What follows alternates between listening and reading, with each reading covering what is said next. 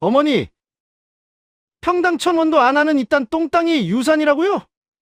우린 쳐다보기도 싫으니까 그냥 이 텐트에서 죽을 때까지 내려올 생각은 꿈도 꾸지 마세요. 그 모진 말만 남기고 아들 내외는 칠순 노모를 캄캄한 산속에 버려둔 채 썩은 고구마 봉지 하나만 던져주고 떠났습니다. 하지만 그들은 꿈에도 몰랐습니다.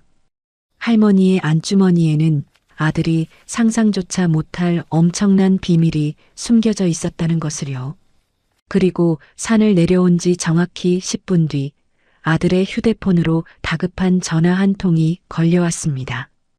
그 순간 아들의 얼굴은 사색이 되어 굳어버렸고 그는 타이어가 타들어가도록 미친 듯이 핸들을 꺾어 다시 산으로 올라갔죠. 대체 10분 사이에 무슨 일이 있었길래 차가 뒤집힐 공포조차 잊은 채 미친 듯이 핸들을 돌려야만 했을까요? 구독과 좋아요로 함께 해주세요. 오늘도 따뜻한 이야기 들려드릴게요. 오늘의 사연 시작합니다. 그런데 말이죠. 불과 30분 전만 해도 모든 게 달랐어요. 밤 8시 12분, 민철은 여유롭게 운전대를 잡고 있었죠. 끽, 덜컹, 낡은 차가 돌산을 천천히 올라가고 있었습니다. 뒷좌석에 앉은 칠순 노모 김말순, 그녀는 낡은 보따리를 꼭 안고 있었어요. 민철아, 여기가 어디냐? 집이 아닌 것 같은디. 말순의 목소리가 떨렸죠. 민철은 대답하지 않았습니다. 룸미러로 어머니를 힐끗 봤어요. 그리고 재빨리 시선을 돌렸죠. 미안해요, 엄마. 근데 나도 살아야 하잖아요. 요양원비 200만 원.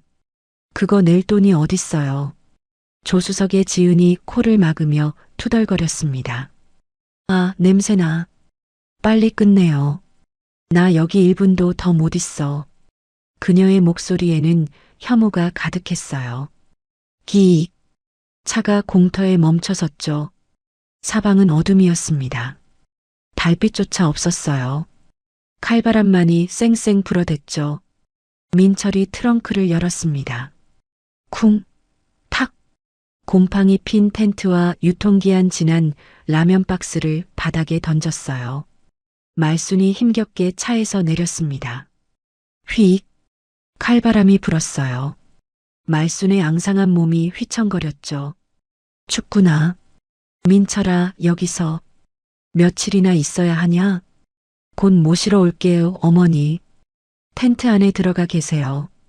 민철은 어머니의 눈을 보지 못했어요. 죄책감이 목을 조였지만 그는 고개를 돌렸죠.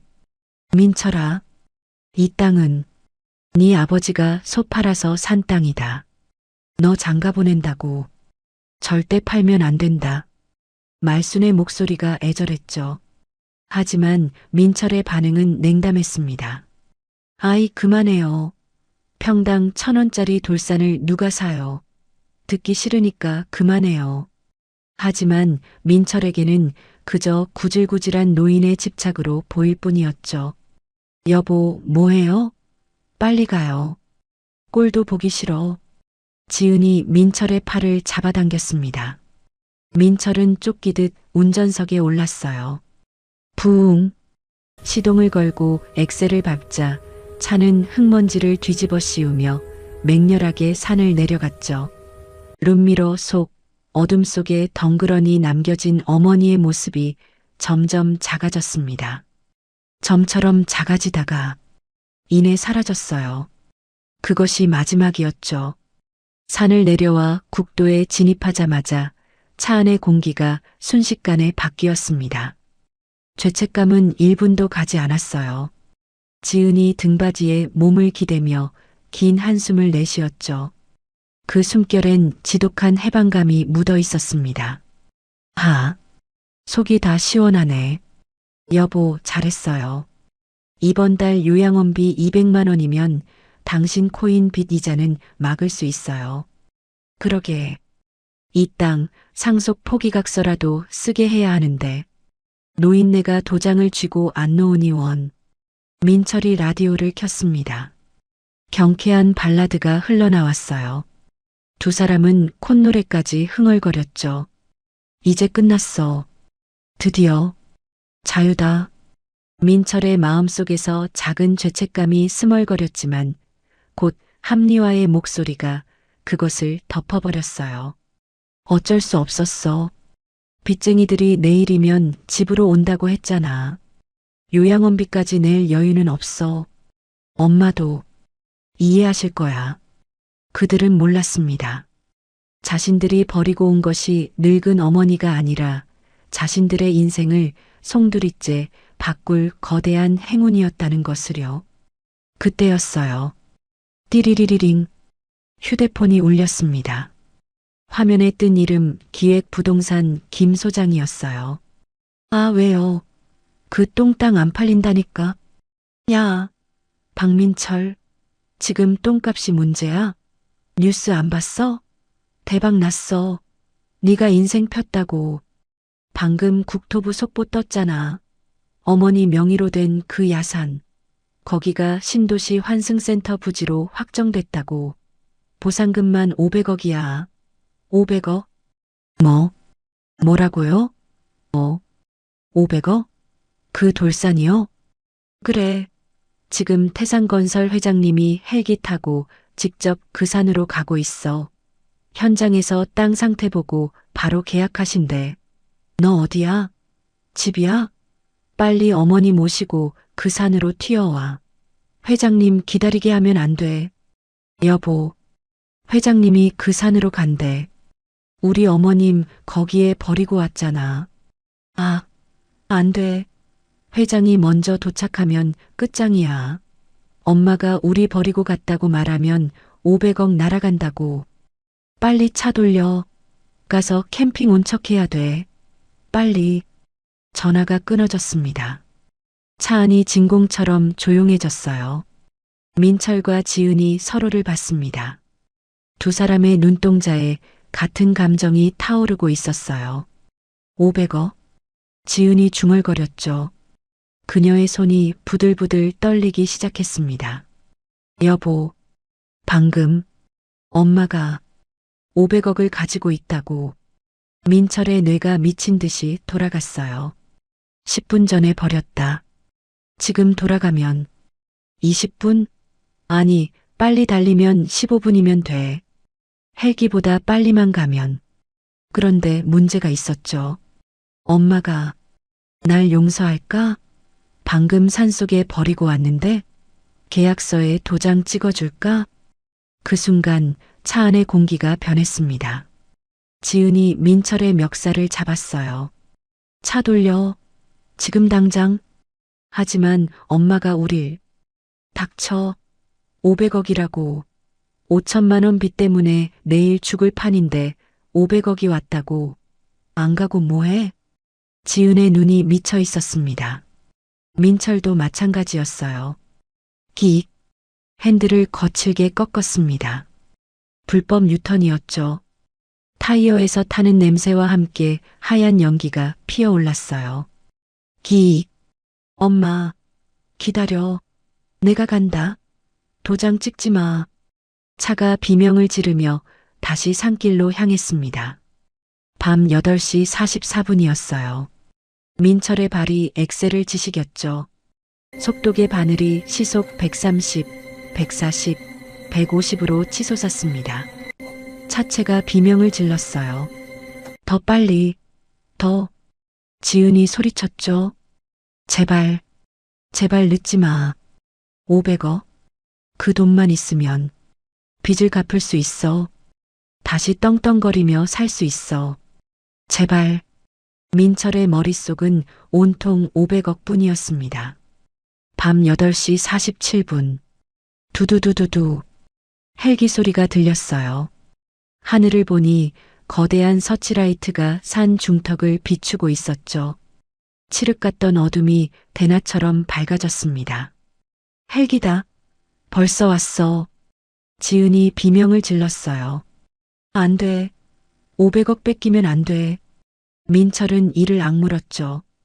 가파른 산길, 날카로운 돌뿌리들. 차는 비틀거렸지만 멈출 수 없었습니다. 쾅! 사이드미러가 바위에 부딪혀 날아갔어요. 신경 쓸 겨를이 없었죠. 밤 8시 51분. 거의 다 왔어. 민철이 외쳤습니다. 공터가 보였어요.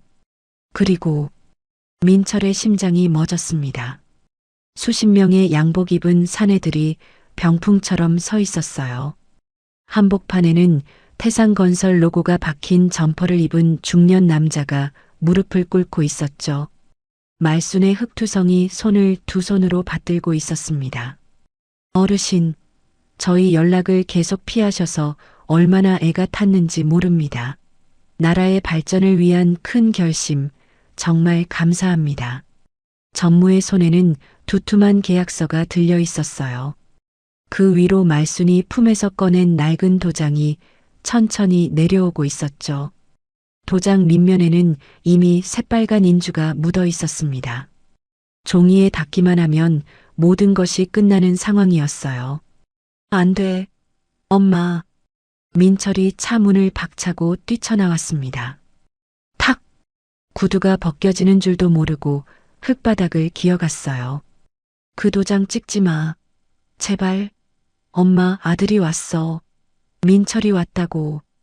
경호원들이 거대한 벽처럼 민철과 지은을 가로막았죠. 쿵! 바닥에 처박힌 민철은 흙먼지를 뒤집어 쓴 채 고개를 쳐들었습니다. 그 순간 말순이 천천히 고개를 돌렸어요. 눈이 부신 서치라이트 조명을 등진 그녀의 얼굴이 드러났죠. 방금 전 아들에게 버림받고 울먹이던 힘없는 노인의 얼굴은 온데간데 없었습니다. 그녀의 눈빛은 차갑게 가라앉아 있었어요.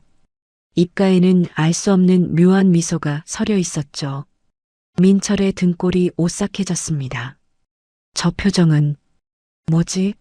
엄마가 저렇게 웃을 수 있는 사람이었나? 말수는 헐떡거리는 아들과 며느리를 내려다보더니 들고 있던 도장을 계약서 쪽이 아니라 옆에 피워둔 모닥불 위로 가져갔어요. 엄마, 지금 뭐 하려는 거예요? 민철의 눈이 공포로 확장되었죠. 말순이 나직하지만 산 전체를 울릴 만큼 또렷한 목소리로 입을 열었습니다. 내 땅은 더러운 돈놀이 하라고 남긴 게 아니야. 말순의 손이 펴졌습니다. 안 돼. 민철의 절규와 함께 500억짜리 도장이 붉은 불길 속으로 떨어졌어요.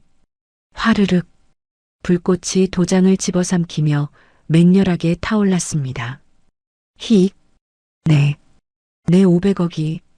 민철이 불타오르는 모닥불을 향해 나방처럼 뛰어들려고 했어요. 시뻘건 불길이 500억짜리 도장을 집어삼키고 있었지만 민철의 눈에는 뜨거움 따위는 느껴지지 않았죠. 오직 돈이 타버린다는 공포만이 그의 이성을 마비시켰습니다. 그가 불 속으로 손을 뻗으려는 찰나 태산건설 경호원들이 거대한 벽처럼 다가와 그의 뒷덜미를 낚아챘어요. 이거 나요. 내 돈이에요. 저거 꺼내야 한다고. 민철이 허공에 대고 발버둥 쳤지만 건장한 사내들의 힘을 당해낼 수는 없었죠. 쿵! 그는 짐짝처럼 차가운 흙바닥에 내동댕이 쳐졌습니다. 옆에 있던 며느리 지은 역시 비명을 지르며 주저앉았어요. 어머님, 도장이 없으면 계약을 못 하잖아요. 500억을 그냥 날리시는 거예요? 제발 정신 좀 차리세요. 지은의 악에 바친 절규가 산속의 정적을 깼습니다. 하지만 모닥불 앞에 선 노모 말수는 미동조차 하지 않았어요. 타닥타닥. 마른 장작이 타들어가는 소리와 함께 도장은 이미 형체를 알아볼 수 없는 숫덩이로 변해버렸죠. 불길을 물끄러미 바라보던 말순이 천천히 고개를 돌려 바닥에 처박힌 아들 내외를 내려다보았습니다. 서치라이트 역광을 받은 그녀의 얼굴은 어둠에 가려져 표정이 보이지 않았지만 그 목소리만큼은 한겨울 얼음장보다 차가웠어요. 나무 토막 하나 탔다고 땅 주인이 바뀌나요?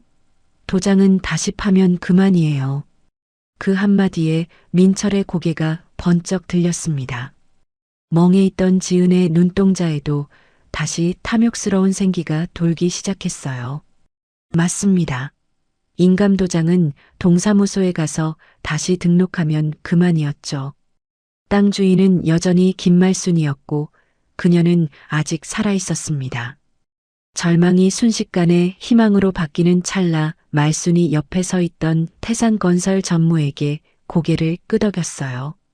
전무님, 전 오늘은 피곤하니 그만 내려가겠어요. 이 땅 계약은 내일 변호사 입회하에 다시 진행하죠. 네, 알겠습니다, 어르신. 불편하지 않으시도록 최고급 호텔 스위트룸을 잡아두었습니다. 모시겠습니다. 전무가 허리를 90도로 숙이며 말순을 에스코트했습니다. 말순이 검은 리무진에 오르려 하자 민철이 흙투성이가 된 몸을 일으켜 기어갔어요. 엄마, 저 민철이에요. 도장 다시 팔어 가요. 제가 모실게요. 엄마 차에 좀 태워줘요. 민철의 목소리가 애절했죠. 하지만 말순은 차 문을 잡은 채 뒤도 돌아보지 않고 싸늘하게 명령했습니다. 이 짐승들이 내 근처에는 얼씬도 못하게 하세요. 썩은 내가 나서 숨을 못 쉬겠으니까 명심하겠습니다. 얘들아, 어르신 출발하신다. 저 잡상인들 접근 못하게 막아. 전무의 지시에 경호원들이 민철과 지은을 거칠게 밀쳐냈어요. 쾅! 육중한 리무진 문이 닫혔습니다. 검은 세단 행렬은 흙탕물을 튀기며 유유히 산을 내려갔죠. 말순이 창밖을 내다보고 있었어요. 비서실장이 조심스럽게 물었습니다. 여사님, 정말 괜찮으신 겁니까? 이렇게까지 하실 필요가... 말순이 작게 웃으며 말했어요. 필요하죠. 이 정도는 시작도 아니에요. 그녀는 핸드백에서 낡은 서류 조각을 꺼냈습니다. 구겨진 종이를 펴자 희미하게 글자가 보였어요. 태산건설 토지보상 사전협의. 3일 전부터, 아니, 한 달 전부터 준비했어요. 비서실장이 놀라며 물었죠. 그럼 산에 버려지실 때도. 말순의 눈빛이 차갑게 가라앉았습니다. 다 알고 있었어요. 그래서 더 지켜보고 싶었죠. 그녀가 창밖의 어둠을 바라보며 나직이 말했습니다. 저 아이가 정말 날 버릴 수 있는지. 덩그러니 남겨진 찢어진 텐트와 민철의 낡은 차, 그리고 넋이 나간 두 사람 위로 매캐한 연기만이 맴돌았어요. 으악, 이게 뭐야? 꿈이지? 여보, 이거 꿈이라고 해줘요. 지은이 자신의 머리카락을 쥐어뜯으며 비명을 질렀습니다. 민철은 바닥을 주먹으로 내리치며 오열했어요. 쿵, 쿵. 당장 내일 갚아야 할 코인 빚 5천만 원과 사채 이자가 그의 목을 조여오고 있었죠. 500억이 눈앞에서 아른거리는데 손에 잡히지 않는 현실은 고문보다 더한 고통이었습니다.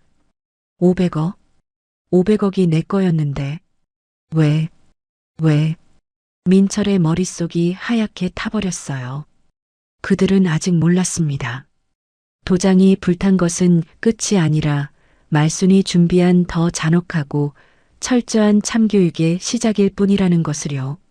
제2챕터 유리병 너머의 천국. 다음 날 아침이었어요. 서울 시내 한복판에 위치한 5성급 호텔 로비. 유리벽 하나를 사이에 두고 천국과 지옥이 갈라져 있었습니다. 호텔 안은 따뜻한 조명과 클래식 음악이 흐르고 있었지만 회전문 밖은 영하의 칼바람이 불었어요. 거짓골을 한 민철과 지은이 프런트 데스크 직원의 바짓가랑이를 잡고 늘어지고 있었죠. 우리 엄마가 여기 있다니까요. 2001호 김말순 씨. 내가 그분 아들이라고요. 민철의 목소리가 떨렸어요. 밤새 산속을 헤매다 온 그는 옷이 찢어지고 얼굴엔 흙이 잔뜩 묻어 있었죠. 고객님 죄송합니다. 2001호 고객님께서는 그 누구의 방문도 전화 연결도 거절하셨습니다. 프런트 직원의 목소리는 정중했지만 차가웠어요. 계속 이러시면 경찰 부르겠습니다. 나가주십시오. 아니, 잠깐만요. 진짜 제 엄마라니까요. 제발 한 번만. 쿵. 보안 요원 2명이 달려와 민철과 지은의 양팔을 잡았습니다. 이거 나요. 나. 엄마. 민철이 발버둥 쳤지만 소용없었어요. 드드득. 끽. 대리석 바닥에 민철의 구두굽이 긁히는 소리가 요란하게 울렸죠. 회전문 밖으로 내동댕이 쳐진 2사람. 쾅! 차가운 시멘트 바닥에 엉덩방아를 찧었어요. 유리벽 너머로 보이는 호텔 로비는 닿을 수 없는 성역이었습니다. 민철은 비틀거리며 일어나 유리벽에 매달렸어요. 손바닥을 유리에 짚고 안을 들여다봤죠. 띵! 저 멀리 엘리베이터에서 내리는 말순의 모습이 보였습니다. 엄마. 평생 시장 바닥에서 몸 빼바지만 입던 어머니가 밍크코트를 두르고 귀부인처럼 걸어가고 있었어요. 민철이 유리를 두드렸습니다. 탁! 탁탁! 엄마. 엄마. 저예요. 민철이요. 하지만 방음 유리는 그의 목소리를 철저하게 차단했죠. 말수는 아들 쪽을 쳐다보지도 않고 호텔 레스토랑으로 사라졌습니다. 띠링. 그때 민철의 주머니에서 휴대폰이 진동했어요. 문자 메시지였죠. 발신인 독사파 행동대장. 박 사장, 오늘까지 이자 입금 안 되면 장기 포기각서 들고 찾아간다. 알지? 민철의 손이 부들부들 떨렸습니다. 공포에 질린 민철이 바닥에 주저앉아 덜덜 떨었어요.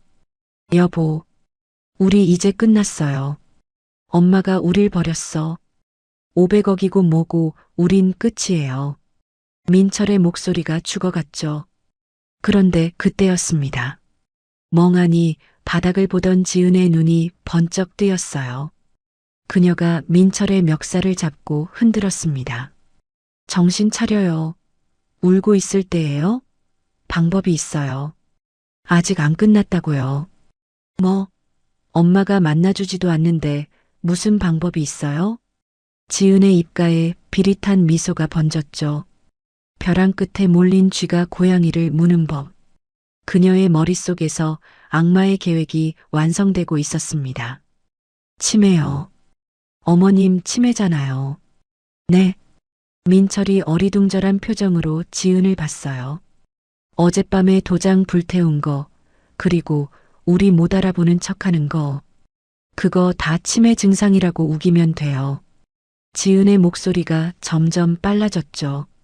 정신 오락가락하는 노인네가 한 계약은 법적으로 무효해요.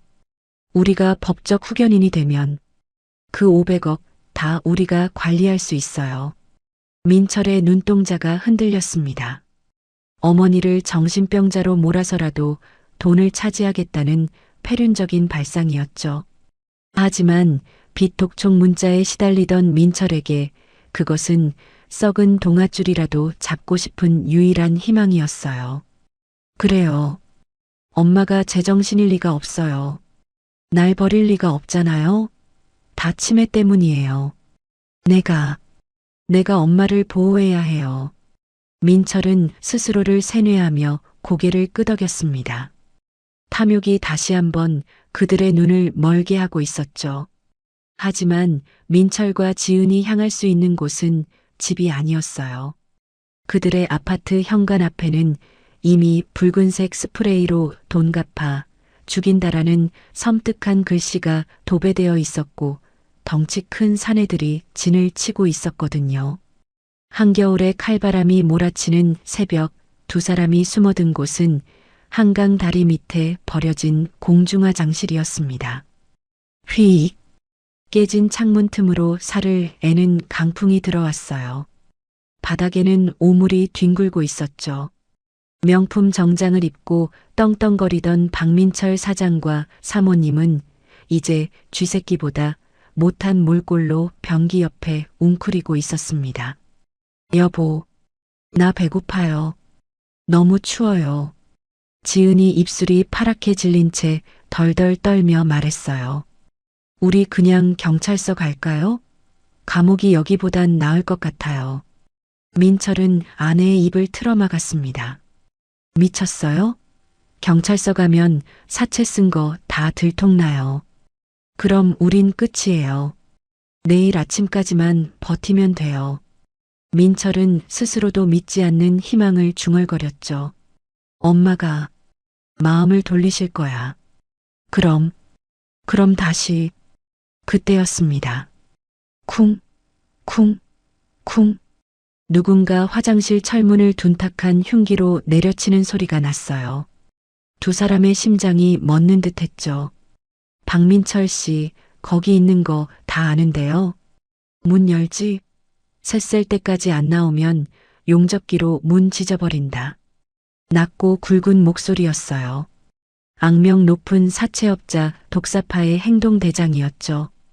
민철과 지은이 서로를 끌어안고 비명을 삼키는 사이 쾅! 굉음과 함께 낡은 문짝이 뜯겨나갔습니다. 어둠 속에서 문신을 한 거구의 산에 셋이 들이닥쳤어요. 화장실 안은 순식간에 공포의 도가니로 변했죠. 쿵! 행동대장이 민철의 머리채를 잡아 그대로 세면대에 처박았습니다. 숨바꼭질 재밌었어요? 우리가 못 찾을 줄 알았지? 내놈 휴대폰 위치 추적하는 건 일도 아니야. 대장은 민철의 뺨을 가볍게 톡톡 치다가 갑자기 무시무시한 힘으로 복부를 걷어찼어요. 쿵! 민철이 바닥에 나뒹굴었죠. 옆에 있던 지은이 비명을 지르려 하자 부하 하나가 그녀의 입에 걸레를 물렸습니다. 박 사장, 오늘이 만기일인 거 알지? 원금 5억에 연체 이자까지. 당장 내놓으시죠. 돈이 지금은 없어요. 하지만 내일이면 생겨요. 민철이 바닥을 기며 애원했습니다. 우리 엄마가 500억 부자예요. 뉴스 보셨잖아요. 대장은 코웃음을 쳤어요. 지랄하고 자빠졌네. 뉴스 보니까 니네 엄마가 너 같은 놈 자식 취급도 안 하던데? 500억? 대장이 민철의 턱을 칼끝으로 들어 올렸죠. 꿈 깨고요. 오늘 밤 안으로 5억 안 가져오면 작업 들어갑니다. 대장이 지은의 얼굴을 칼끝으로 가리켰어요. 마누라는 섬에 팔면 1억은 나올 거고요. 너는 신장 하나에 눈알 하나 빼면 얼추 이자는 까이겠네요. 민철의 얼굴이 새하얗게 질렸습니다. 새우잡이 배 타러 가자고요. 각서 썼잖아요. 사내들이 민철과 지은의 팔을 잡아 끌었어요. 죽음의 공포가 엄습했죠. 장기가 적출되고 섬으로 팔려가는 미래가 눈앞에 그려졌습니다. 안 돼. 으악. 민철이 발버둥 쳤어요. 살려줘요. 진짜예요. 엄마가 저한테 유산 주기로 했어요. 오늘 밤에 호텔 가서 도장 받아올게요. 민철은 대장의 바짓가랑이를 잡고 구두를 핥다시피 빌었습니다. 제발 딱 하루만 시간을 주세요. 대장은 민철의 머리를 발로 지니키며 침을 뱉었어요. 툭. 좋아요. 내일 아침 9시까지다. 9시까지 5억 안 가져오면 내놈 배 가르고 마누라는 뱃놈들한테 넘긴다. 알았어요? 사채업자들이 사라지자마자 민철과 지은은 뒤도 돌아보지 않고 달렸습니다. 추위도 배고픔도 느껴지지 않았어요. 오직 살아야 한다는 본능만이 그들을 움직였죠. 두 사람이 도착한 곳은 다시 그 호텔이었습니다. 로비의 화려한 샹들리에 불빛이 그들의 초라한 행색을 비췄어요. 찢어진 옷, 터진 입술, 오물이 묻은 신발. 그들은 좀비처럼 호텔 회전문을 밀고 들어갔죠. 나가세요. 또 오셨습니까? 보안 요원들이 달려와 그들을 막아섰습니다. 하지만 이번엔 물러설 곳이 없었어요. 뒤에는 칼을 든 사채업자가, 앞에는 500억을 쥔 어머니가 있었죠. 민철과 지은은 로비 한복판에 대자로 드러누워 울부짖었습니다. 엄마, 살려줘요. 나 죽어요. 제발 한 번만 만나줘요. 어머님, 지은이 죽어요. 사람 좀 살려주세요. 호텔 투숙객들이 눈살을 찌푸리며 그들을 구경했어요. 짐승의 울음소리 같은 처절한 비명이 로비를 가득 메웠죠. 그때였습니다. 띵! VIP 전용 엘리베이터 문이 열렸어요. 수행 비서들의 호의를 받으며 말순이 걸어 나왔습니다. 1챕터에서 낡은 몸빼바지를 입었던 그녀는 이제 최고급 캐시미어 코트를 두른 귀부인의 모습이었어요. 엄마. 민철과 지은은 무릎으로 기어 말순의 발등에 이마를 찧었습니다. 쿵, 쿵. 바닥에 피가 묻어났지만 아픔조차 느끼지 못했어요. 어머니, 잘못했어요. 사채업자들이 우리 죽인대요. 지은이 울부짖었죠. 장기권에 간대요. 제발 5억만. 아니 1억만 주세요. 살려주세요. 말수는 혐오스러운 벌레를 보듯 무표정한 얼굴로 아들 내외를 내려다보았습니다. 그리고 손에 들고 있던 검은 비닐봉지 하나를 바닥에 툭 던졌어요. 툭? 배고프지? 이거 다 먹으면 내일 아침 내 행사장에 오게 해주마. 거기서 너희 몫을 챙겨주지. 민철이 허겁지겁 봉지를 뜯었습니다. 맛있는 냄새를 기대했지만 봉투 안에서 풍겨나온 것은 시큼하고 역한 냄새였어요. 푸. 내용물을 확인한 민철의 손이 덜덜 떨렸죠.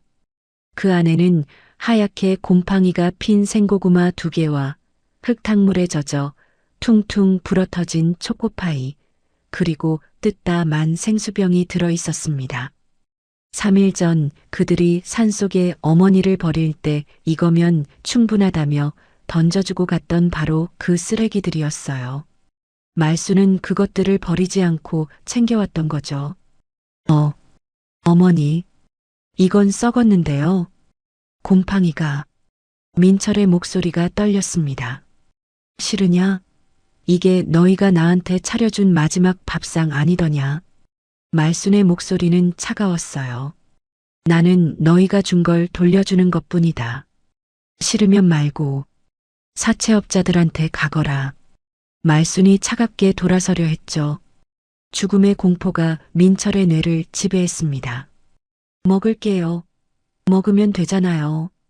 옆에 있던 지은이 비명을 지르며 썩은 고구마를 낚아챘어요. 그녀의 눈은 이미 반쯤 미쳐 있었죠. 우저? 우저? 지은은 흙과 곰팡이가 뒤섞인 생고구마를 껍질째 씹어댔습니다. 딱딱한 고구마가 씹히는 소리가 고요한 로비에 기괴하게 울려 퍼졌어요. 왜? 역한 냄새에 헛구역질이 올라왔지만 지은은 손으로 입을 틀어막고 억지로 목구멍으로 밀어 넣었죠. 삼켜야 해. 삼키지 않으면 죽어. 삼키지 않으면 죽는다는 공포가 미각을 마비시켰습니다. 민철도 울면서 흙탕물에 젖은 초코파이를 입에 넣었어요. 썩은 빵과 진흙이 뒤섞인 물컹한 식감이 입안 가득 퍼졌죠. 흙. 엄마, 저 먹고 있어요. 다 먹을게요. 민철의 눈에서 눈물이 줄줄 흘러내렸어요. 호텔 로비의 화려한 조명 아래 거짓골을 한 아들 내외가 짐승처럼 엎드려 썩은 음식을 개걸스럽게 먹어치우는 모습? 지나가는 사람들은 경악하며 휴대폰을 꺼내 촬영했지만 그들은 멈출 수 없었어요. 눈물과 콧물, 그리고 고구마 찌꺼기가 범벅이 된 얼굴은 이미 인간의 것이 아니었죠. 마지막 고구마 조각을 삼킨 지은이 바닥을 기어 말순의 구두코를 잡았습니다. 다 먹었어요, 어머님. 이제 살려주시는 거죠? 돈 주시는 거죠? 말순은 싸늘한 눈빛으로 그들을 내려다보았어요. 그녀의 눈에 맺힌 것은 동정이 아니라 뼛속 깊은 실망과 경멸이었죠. 그녀는 비서에게서 금박이 박힌 초대장 한 장을 건네받아 지은의 얼굴 위로 툭 던졌습니다. 팍! 그래, 배는 채웠으니 이제 계산을 해야지. 내일 아침 9시 태산건설 강당으로 와라. 거기서 너희 인생 정산해주마.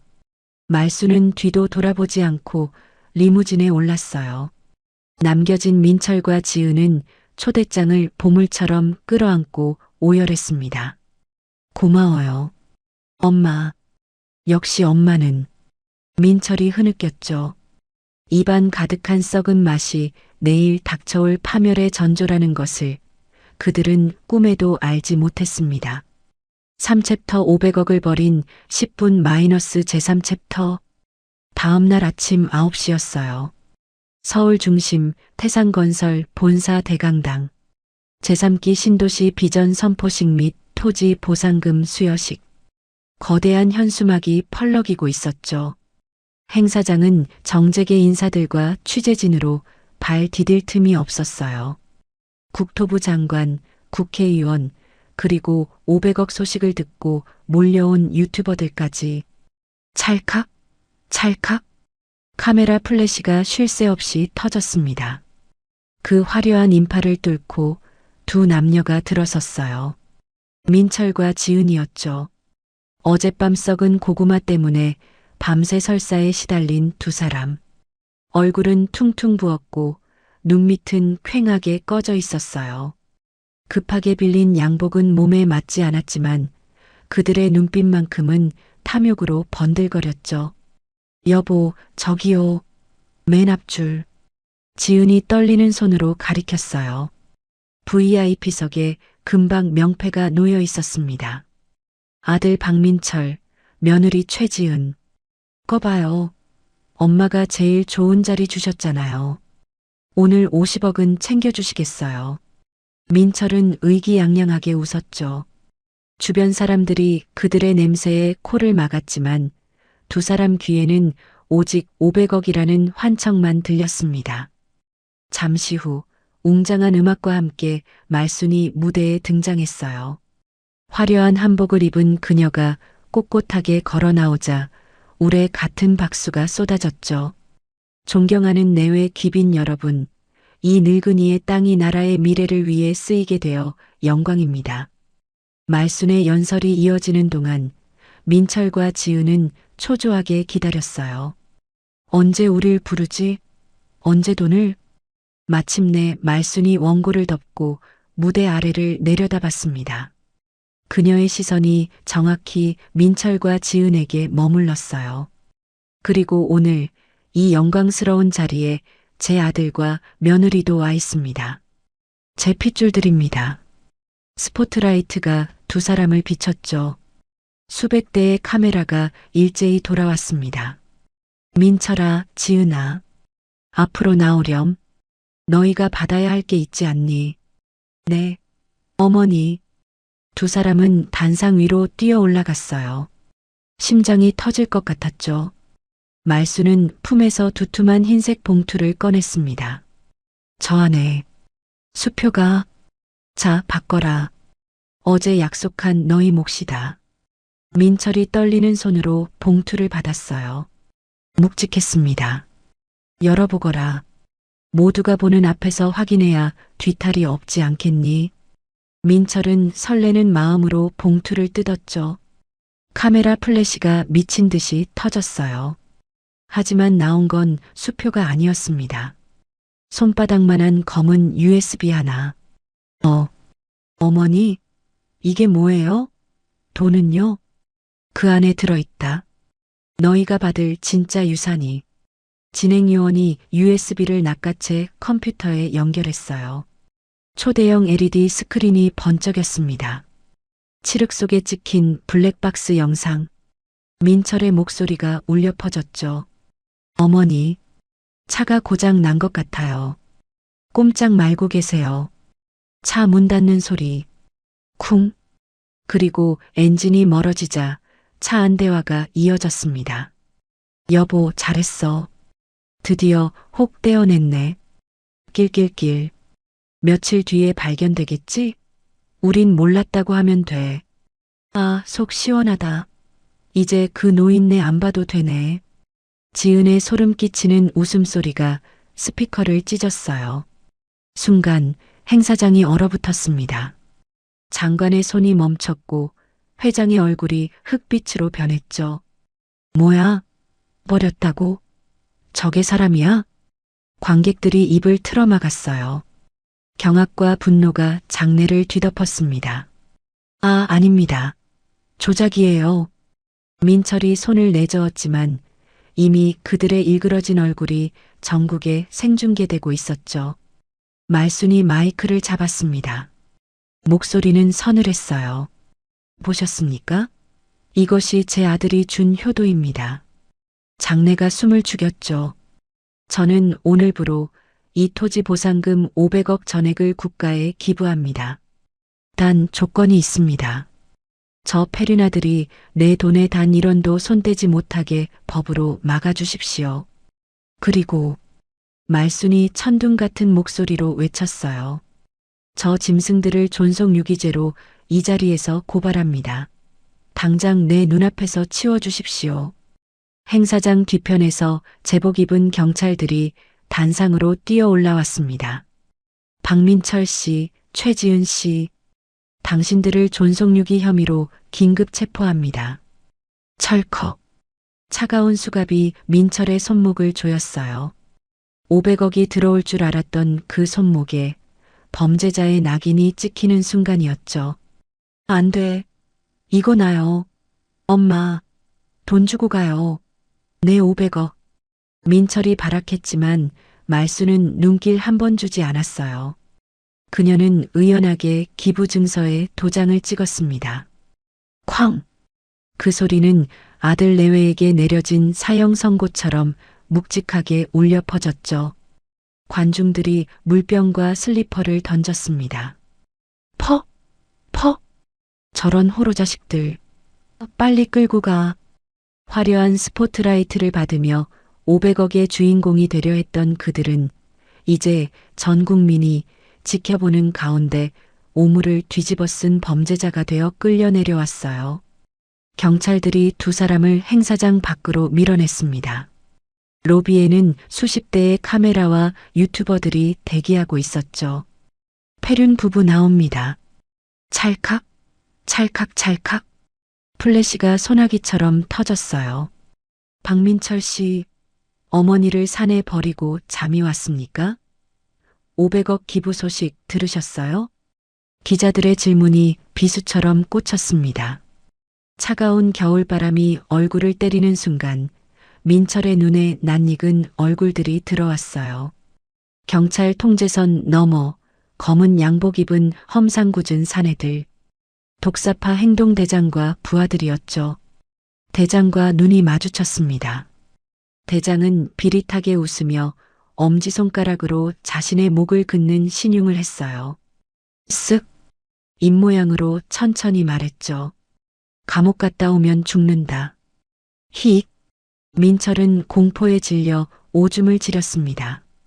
바지가 축축하게 젖어들었어요. 안 타요. 나 감옥 안 가. 저기 쟤네들이 있어요. 민철이 발작했지만 경찰들이 강제로 호송차에 구겨 넣었죠. 철커덕. 육중한 철문이 닫혔습니다. 창살 너머 세상은 밝았지만 차 안은 완벽한 어둠이었어요. 지은은 이미 실성한 듯 중얼거리고 있었죠. 500억. 내 돈. 고구마. 호송차가 사이렌을 울리며 출발했습니다. 삐용삐용. 그 소리는 그들의 파멸을 알리는 장송곡처럼 들렸어요. 같은 시각 태산건설 펜트하우스. 말수는 창가에 섰습니다. 발 아래로 경찰차가 개미처럼 작아져 멀어졌죠. 비서실장이 조심스럽게 물었어요. 여사님, 정말 괜찮으시겠습니까? 하나뿐인 아드님인데. 말수는 창에 비친 자신을 바라봤습니다. 돈 무서운 줄 모르고 날뛰는 짐승은 철창에 가두는 게 살리는 길이에요. 그녀는 품에서 민철의 어린 시절 사진을 꺼냈어요. 라이터를 켰습니다. 칙. 사진이 검은재가 되어 허공으로 흩어졌죠. 가자. 시장 가서 뜨끈한 국밥이나 한 그릇 해야겠다. 말순이 펜트하우스를 나갔습니다. 통유리 너머로 3기 신도시가 들어설 야산이 황금빛으로 빛나고 있었어요. 탐욕에 눈먼 자들은 지옥으로 떨어졌지만 욕심을 버린 노모의 세상에는 따뜻한 봄이 찾아오고 있었습니다. 제사 챕터 철창 안과 밖. 1년 뒤였어요. 차가운 겨울바람이 쇠창살 틈으로 들어오는 남부구치소 7번 방. 짧게 깎은 머리에 수임번호 3840번을 단 남자가 쭈그리고 앉아 변기를 닦고 있었습니다. 민철이었어요. 야, 3840? 변기에서 냄새나잖아. 혀로 하자서라도 닦으라고 했지? 방장이라 불리는 험상궂은 수감자가 먹다 남은 깍두기를 민철의 머리통에 던졌죠. 퍽! 죄송합니다, 형님. 깨끗이 닦겠습니다. 민철의 목소리는 이미 기력이 없었어요. 야, 니네 엄마는 500억 기부해서 뉴스 나오고 난리인데 아들놈은 여기서 똥통이나 닦고 있냐? 와하하. 방 안의 수감자들이 조롱하며 웃음을 터뜨렸습니다. 이곳에서 민철은 페류나로 낙인 찍혀 인간 이하의 취급을 받고 있었죠. 살인범들조차 민철의 밥그릇에 가래침을 뱉곤 했어요. 민철은 칫솔로 변기 타일을 벅벅 문질렀습니다. 벅벅, 벅벅. 손등이 터져 피가 났지만 아픔을 느낄 새도 없었어요. 500억? 내 손에 잡힐 뻔했는데. 왜? 민철의 머릿속은 후회와 원망으로 가득했죠. 그때 교도관이 철창을 두드렸습니다. 탕탕. 3840. 접견 서신 왔다. 민철의 눈이 번쩍 뜨였어요. 엄마인가? 혹시 엄마가 용서하고 사식이라도? 그는 떨리는 손으로 편지 봉투를 뜯었습니다. 하지만 봉투 안에 든 것은 따뜻한 편지가 아니었어요. 발신인은 최지은. 옆 건물 여자 사동에 수감된 아내였죠. 야, 박민철. 나 나가면 사채업자들한테 맞아 죽기 싫어. 너랑 엮인 거 내 인생 최대의 실수야. 빚은 네가 다 떠안아. 난 이혼하고 새 출발할 거야. 도장 찍어보내. 허. 민철의 입에서 헛웃음이 터져나왔어요. 500억을 꿈꾸며 함께 어머니를 버렸던 공범, 사랑하는 아내마저 자신을 버린 거였죠. 편지 뒷장에는 또 다른 종이가 붙어 있었습니다. 면회 예약 독사파 행동대장. 출소하는 날만 기다리겠다는 사채업자의 섬뜩한 경고였어요. 민철은 변기 옆에 주저앉아 오열했습니다. 500억은 고사하고 당장 내일의 목숨조차 걱정해야 하는 처지. 내가 뭘 잘못한 거지? 난 그냥 살고 싶었을 뿐인데. 그가 버린 것은 어머니가 아니라 자신의 모든 미래였어요. 차가운 감옥 바닥보다 더 차가운 공포가 그의 뼈에 사무쳤죠. 같은 시각 경기도 외곽의 널찍한 대지였어요. 1년 전 쓰레기 더미가 굴러다니던 그 황무지 야산은 이제 아름다운 공원으로 변해 있었죠. 김말순 노인 전문 요양병원. 간판이 햇살을 받아 반짝였습니다. 말순은 병원 앞 벤치에 앉아 따뜻한 봄볕을 쬐고 있었어요. 그녀의 곁에는 피를 나눈 자식 대신 그녀가 기부한 돈으로 건강을 되찾은 노인들과 아이들이 함께하고 있었죠. 이사장님, 여기 개나리가 참 예쁘게 폈어요. 아이 하나가 꽃을 꺾어와 말순의 손에 쥐어줬습니다. 할머니, 오래오래 사세요. 말순의 얼굴에 주름진 미소가 번졌어요. 500억이라는 숫자는 통장에서 사라졌지만 그 돈은 수백 명의 웃음과 생명이 되어 그녀 곁에 머물고 있었습니다. 이사장님, 비서가 조심스럽게 다가왔어요. 구치소에서 연락이 왔습니다. 박민철 씨가 어머님 한 번만 뵙게 해달라고 죽기 전에 얼굴 한 번만 보는 게 소원이라고 편지를 보냈습니다. 비서의 목소리가 떨렸죠. 어떻게 할까요? 말수는 벤치 아래 기어가는 개미 한 마리를 물끄러미 바라보았습니다. 그리고 천천히 고개를 저었어요. 죽은 사람은 가슴에 묻는 거예요. 네. 비서가 어리둥절한 표정을 지었죠. 내 아들은 1년 전 그 산속에서 죽었어요. 말순의 목소리는 담담했습니다. 지금 감옥에 있는 건 내 아들의 탈을 쓴 욕심 덩어리일 뿐이에요. 다시는 그런 연락하지 말라고 전하세요. 비서가 고개를 숙였어요. 말수는 자리에서 일어나 지팡이를 짚고 꼿꼿하게 걸어갔습니다. 점심 메뉴는 구내식당에서 나오는 뜨끈한 시래기 된장국이었죠. 500억짜리 사내 진미보다 떳떳하게 먹는 된장국 한 그릇이 얼마나 달고 맛있는지 그녀는 알고 있었어요. 화면이 반으로 나뉩니다. 왼쪽 화면엔 어두운 독방에서 이혼 서류를 끌어안고 공포에 떨며 우는 아들 민철. 오른쪽 화면엔 따스한 햇살 아래 수많은 사람의 존경을 받으며 웃는 어머니 말순. 두 사람의 운명을 가른 것은 돈이 아니었어요. 1년 전 그날 밤 썩은 고구마를 삼키며 양심을 팔았던 선택이었죠.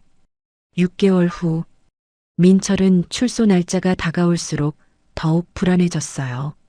나가면 저 사채업자들이 날 죽일 거야. 밤마다 악몽에 시달렸죠. 칼을 든 사채업자들이 쫓아오는 꿈, 신장이 적출되는 꿈, 새우잡이 배에 실려가는 꿈. 으악! 민철이 비명을 지르며 깼습니다. 야, 3840? 시끄러워. 방장이 발로 차며 소리쳤죠. 쿵. 출소일 일주일 전 민철은 교도관에게 애원했어요. 제발, 제발 형기를 더 늘려주세요. 나가면 죽어요. 여기가 더 안전해요. 하지만 교도관은 차갑게 고개를 저었죠. 그건 안 돼. 형기는 법으로 정해진 거야. 민철의 얼굴이 하얗게 질렸어요. 출소일 당일, 민철은 떨리는 손으로 출소복을 입었습니다. 교도소 정문 앞에 서자 자유의 바람이 불었어요. 하지만 그것은 상쾌한 바람이 아니었죠. 죽음의 바람이었습니다. 정문 밖 검은 승합차 한 대가 기다리고 있었어요. 차 문이 열리자 독사파 행동대장이 비릿하게 웃으며 내렸습니다. 박 사장님, 오래 기다렸습니다. 대장의 손에는 서류 뭉치가 들려 있었어요. 장기 포기 각서. 자, 이제 약속 지킬 시간이죠? 민철의 다리가 후들후들 떨렸어요. 살려주세요. 각서 썼잖아요. 신장 하나, 눈알 하나. 병원 다 예약해뒀어요. 가시죠. 사내들이 민철의 팔을 잡았습니다. 민철은 그제야 깨달았어요. 감옥이 지옥이 아니었다는 것을, 진짜 지옥은 지금부터였다는 것을. 엄마. 민철이 마지막으로 중얼거렸죠. 하지만 이미 늦었어요. 검은 승합차가 출발했습니다. 민철을 태우고 어둠 속으로 사라졌죠. 그로부터 1년 후, 말수는 여전히 병원 벤치에 앉아 있었어요.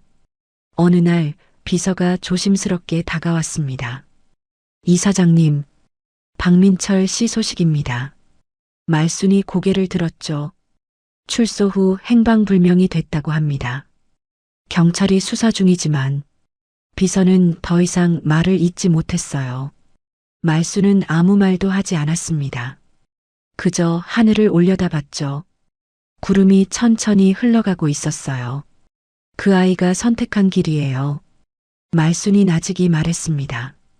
탐욕을 선택하면 파멸이 오는 법이죠. 나는 그저 거울을 보여줬을 뿐이에요. 말수는 자리에서 일어나 병원 안으로 걸어갔어요. 오늘도 그녀를 기다리는 사람들이 많았죠.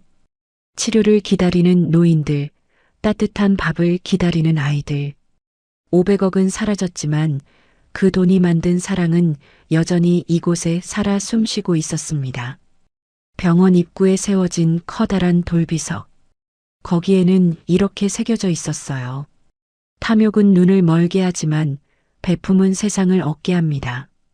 500억보다 귀한 것은 오늘 밤 다리를 뻗고 잘 수 있는 떳떳한 마음입니다. 말수는 비석 앞에 섰어요. 돌아가신 남편의 이름 옆에 자신의 이름이 나란히 새겨져 있었죠. 여보, 우리 아들. 제대로 키우지 못해서 미안해요. 말순의 눈에 눈물이 맺혔습니다.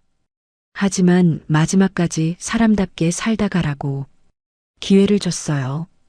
그 아이가 선택을 잘못한 거예요. 바람이 불었어요. 나뭇잎이 바스락거렸죠. 말수는 남편의 이름을 쓰다듬었습니다. 당신이 소팔아서 산 그 땅, 결국 많은 사람들을 살렸어요.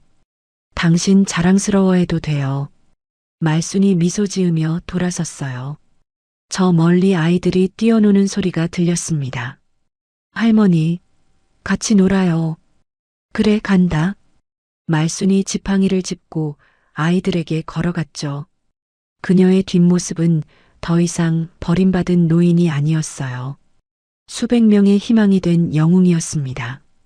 여러분, 지금 이 순간에도 선택의 기로에 서 있으신가요? 탐욕을 택하시겠습니까? 아니면 양심을 택하시겠습니까? 박민철은 10분 만에 500억을 얻을 뻔했지만 그 10분의 선택이 그의 인생 전부를 앗아갔습니다. 반면 김말수는 500억을 버렸지만 그 선택으로 진짜 부자가 되었죠. 돈으로 살 수 없는 것이 있습니다. 떳떳한 양심, 존경받는 삶, 그리고 편안한 잠. 오늘 밤 여러분은 어떤 베개를 베고 주무시겠습니까? 500억이 든 베개? 아니면 떳떳한 마음이 든 베개? 선택은 여러분의 몫입니다. 이야기를 끝까지 들어주신 분이 계시다면 잘 들었다고 댓글 하나만 남겨주세요. 감사합니다.